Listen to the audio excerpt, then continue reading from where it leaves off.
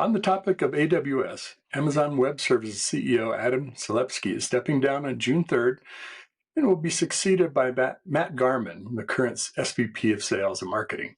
Selipsky replaced Amazon CEO Andy Jassy in 2021 and came from Salesforce-owned Tableau.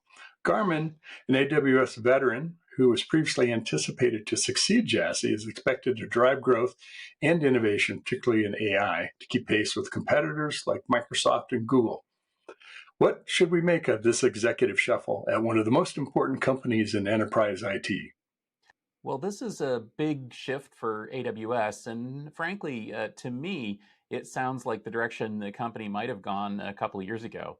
As you mentioned, when Jeff Bezos turned over the Amazon reins to Andy Jassy, who had led AWS with, let's say, brilliance for quite a while, a lot of people had expected that Garmin would be the one that would step in as CEO, but instead, they brought in Selipsky, an outsider who they felt could lead the company in new directions.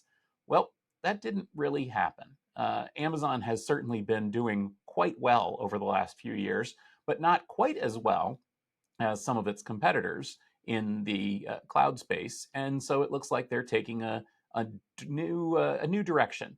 To their credit, everyone at Amazon is remaining positive in their external communications about this, including Selipsky himself, who is, of course, moving on to spend more time with his family. But I think that the truth is more that Amazon needs more growth and more acceleration from the Amazon Web Services business unit. They saw that the business unit was, of course, being challenged by everybody in the industry, but perhaps being more stridently challenged than they had hoped for. And they're hoping that Garmin can get the company back on the original path.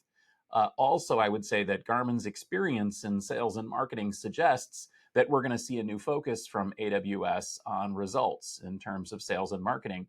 And frankly, I think that that will please Amazon's shareholders as well. So overall, this looks like a good move for AWS, an expected one for AWS. And of course, it'll be interesting to see if Selipsky comes back with a new company of his own instead of, spending time with his family.